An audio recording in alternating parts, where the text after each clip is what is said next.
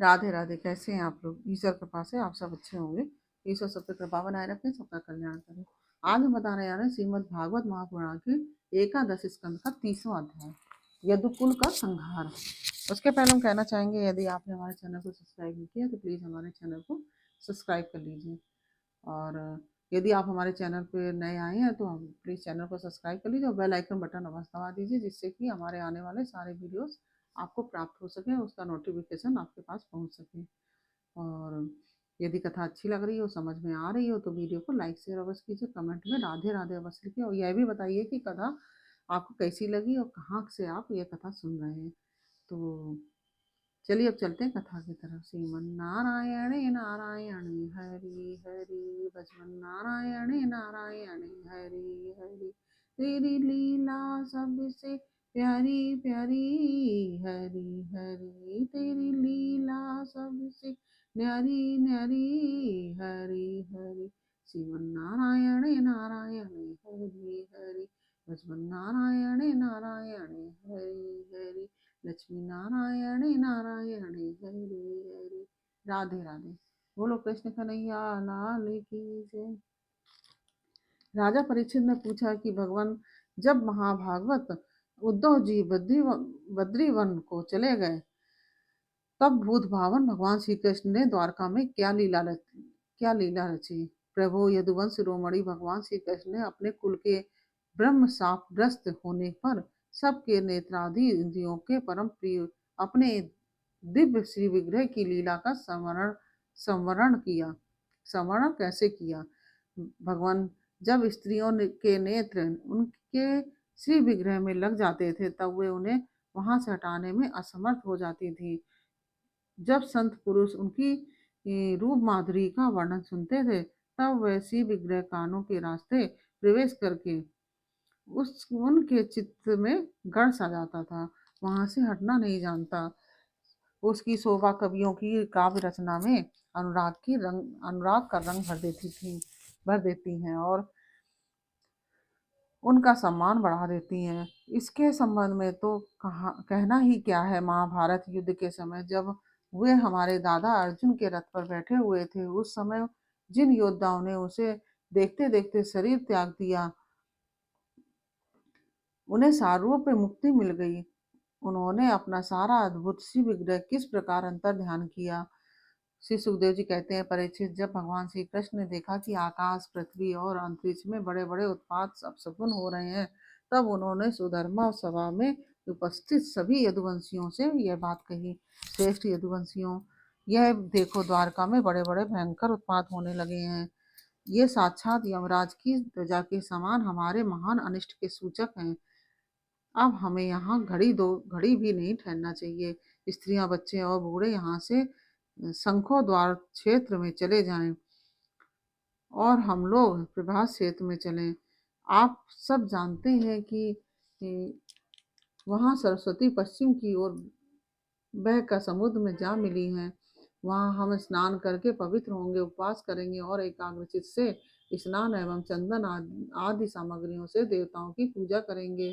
वहाँ स्वस्ति वाचन के बाद हम लोग गौ भूमि, सोना, वस्त्र, हाथी, घोड़े, रथ और घर आदि के द्वारा महात्मा ब्राह्मणों का सत्कार करेंगे। यह विधि सब प्रकार के अमंगलों का नाश करने वाली और परम मंगल की जननी है।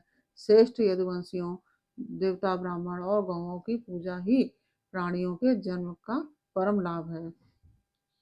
परीक्षित, सभी वृद्ध यदुवंशियों ने भगवान श्री कृष्ण की बात सुनकर तथास्तु कहकर उनका अनुमोदन किया और तुरंत नौकाओं से समुद्र पार करके रथों द्वारा प्रभास क्षेत्र की यात्रा की। वहां पहुंचकर यादवों ने यदुवंश शिरोमणि भगवान श्री कृष्ण के आदेशानुसार बड़ी श्रद्धा और भक्ति से शांति पाठ आदि और तथा और भी सब प्रकार के मंगल कृत किए। यह सब तो उन्होंने किया, परंतु देव ने उनकी बुद्धि हर ली और वे उस मेरेक नामक मदिरा का पान करने लगे, जिसके नशे से बुद्धि भ्रष्ट हो जाती है और वह पीने में तो अवश्य मीठी लगती है, परंतु परिणाम में सर्वनाश करने वाली है। उस तीव्र मदिरा के पान से सब के सब उन्मत्त हो गए और वे घमंडी वीर एक दूसरे से लड़ने झगड़ने लगे। सच पूछो तो श्री कृष्ण की माया से वे मूड हो रहे थे। उस समय वे क्रोध से भरकर एक दूसरे पर आक्रमण करने लगे और धनुष बाण तलवार तलवार भाले गदा तोमर और इष्टि आदि अस्त्र शस्त्रों से वहां समुद्र तट पर ही एक दूसरे से भिड़ गए। सम्मत वाले यदुवंशी रथों हाथियों घोड़ों गधों ऊंटों खच्चरों बैलों भैंसों और मनुष्यों पर भी सवार होकर एक दूसरे से बाणों एक दूसरे को बाणों से घायल करने लगे, मानो जंगली हाथी एक दूसरे पर दांतों से चोट कर रहे हों। सबकी सवारियों पर ध्वजाएं फहरा रही थी। पैदल पैदल सैनिक भी आपस में उलझ रहे थे। प्रद्युम्न साम से अक्रूर भोज से अनिरुद्ध सात्यकी से सुभद्र संग्रामजित से भगवान श्री कृष्ण के भाई गद उसी नाम के उनके पुत्र से और सुमित्र सुरथ से युद्ध करने लगे। ये सभी बड़े भयंकर योद्धा थे और क्रोध में भरकर एक दूसरे को नाश करने में तुल गए। इनके अतिरिक्त निषठ उन्मुख सहस्त्रजित सत्यजित और भानु आदि यादव भी एक दूसरे से गुथ गए। भगवान श्री कृष्ण की माया ने तो इन्हें अत्यंत मोहित कर ही रखा था। इधर मदरा के नशे ने भी इन्हें अंधा बना दिया था। दसहार वशी अंधक भोज सात्वत मधु अर्बुद माथुर सूरसेन विसर्जन कुकुर और कुंती आदि वंशों के लोग सौहार्द और प्रेम को भुलाकर आपस में मारकाट करने लगे। मोहताबस पुत्र पिता का भाई भाई का भांजा मामा का नाती नाना का मित्र मित्र का सुहृदय सुहृदय का चाचा भतीजे का और तथा और एक गोत्र वाले आपस में एक दूसरे का खून करने लगे। अंत में जब उनके सब बाण समाप्त हो गए धनुष टूट गए और शस्त्र अस्त्र नष्ट भ्रष्ट हो गए तब उन्होंने अपने हाथों से समुद्र तट पर लगी हुई एरका नाम की घास उखाड़नी शुरू कर दी। यह वही घास थी जो ऋषियों के सांप के कारण उत्पन्न हुए लोहमय मूसल के चूरे से पैदा हुई थी। हे राजन, उनके हाथों में आते ही वह घास वज्र के समान कठोर मुद्गरों के रूप में परिणित हो गई। अब वे रोष में भरकर उसी घास के द्वारा अपने विपक्षियों पर प्रहार करने लगे। भगवान श्री कृष्ण ने उन्हें मना किया तो उन्होंने उनको और बलराम जी को भी अपना शत्रु समझ लिया और आतताइयों की बुद्धि ऐसी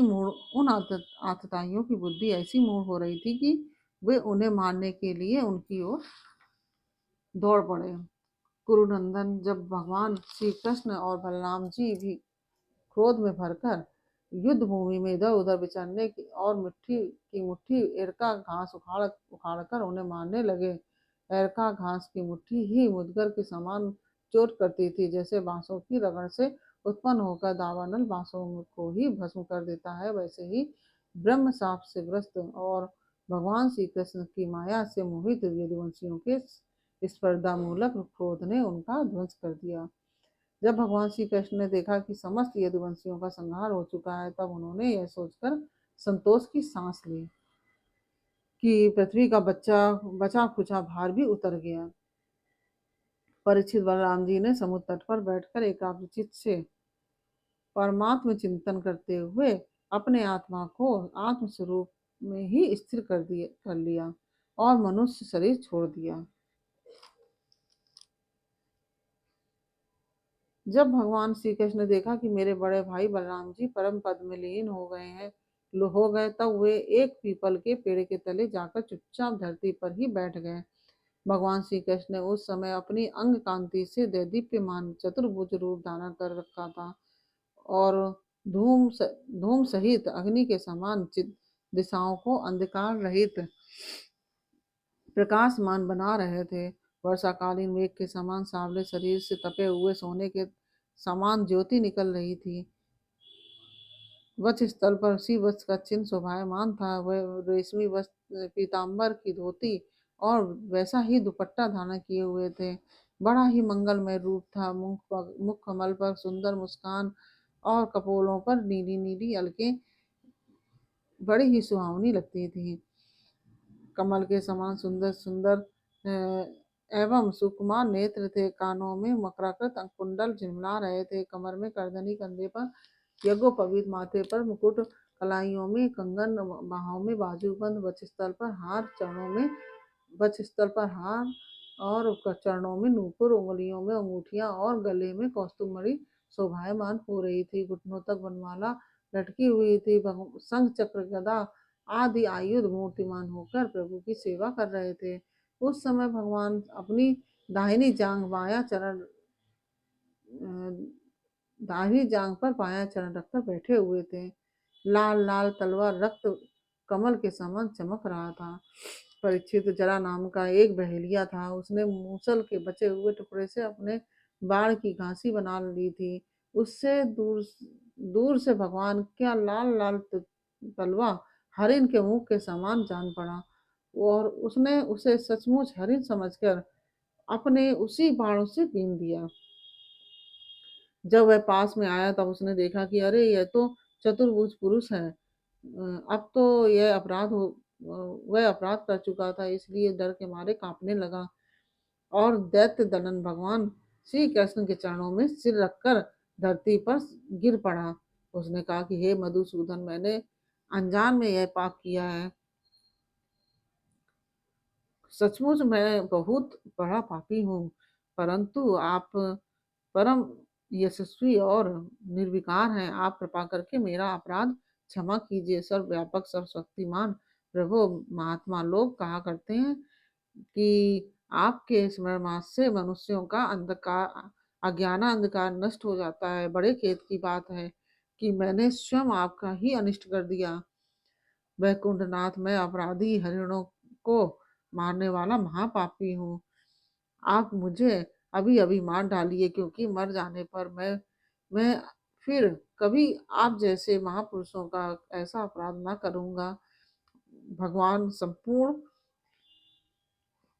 भगवान संपूर्ण विद्याओं के पारदर्शी ब्रह्मा जी और उनके पुत्र रुद्र आदि भी आपकी योग माया का विलास नहीं समझ पाते हैं, क्योंकि उनकी दृष्टि भी आपकी माया से आवृत है। इसी अवस्था में हमारे जैसे पाप योनि लोग आपके विषय में कह ही क्या सकते हैं। भगवान श्री कृष्ण ने कहा कि हे जरे, तू डर मत, उठ उठ। यह तो तूने मेरे मन का काम किया है। जा, मेरी आज्ञा से तू उस स्वर्ग में निवास कर जिसकी प्राप्ति बड़े बड़े पुण्यवानों को होती है। श्री सुखदेव जी कहते हैं, परीक्षित, भगवान श्री कृष्ण तो अपनी इच्छा से शरीर धारण करते हैं।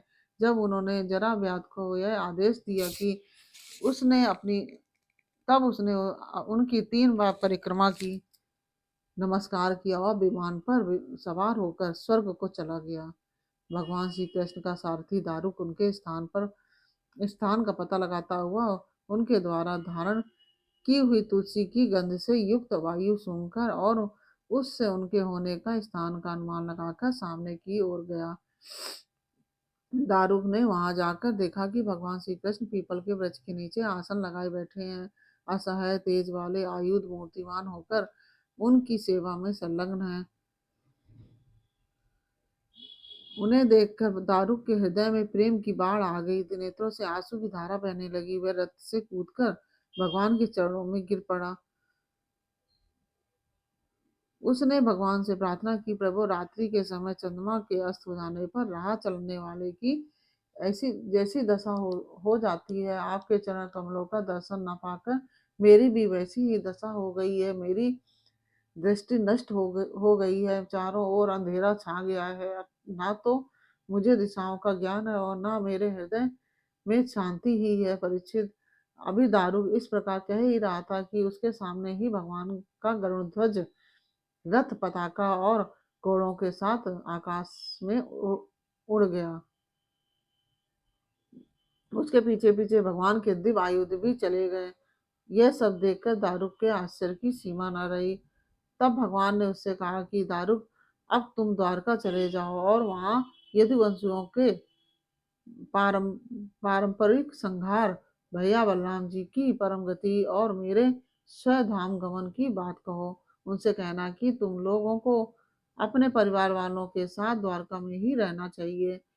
मेरे ना रहने पर समुद्र उस नगरी को डुबो देगा। सब लोग अपनी अपनी धन संपत्ति, कुटुंब और मेरे माता पिता को लेकर अर्जुन के संरक्षण में इंद्रप्रस्थ चले जाएं। दारुक, मेरे द्वारा उपदिष्ट भागवत धर्म का आश्रय लो और ज्ञान निष्ठ होकर सबकी उपेक्षा कर दो तथा इस दृश्य को मेरी माया की रचना समझकर शांत हो जाओ। भगवान का यह आदेश पाकर दारुक ने उनकी परिक्रमा की और उनके चरण कमल अपने सिर पर रखकर बारंबार प्रणाम किया। तदंतर वह उदास मन से द्वारका के लिए चल पड़ा। इस प्रकार से यह 30वां अध्याय पूर्ण हुआ। यह अध्याय आपको कैसा लगा यह हमें कमेंट बॉक्स में अवश्य बताइए। अच्छा लगा हो तो वीडियो को लाइक शेयर अवश्य कीजिए और कमेंट में राधे राधे अवश्य लिखिए। तो फिर मिलते हैं आपसे अगले अध्याय के साथ अगले वीडियो में। तब तक के लिए राधे राधे, जय श्री कृष्ण।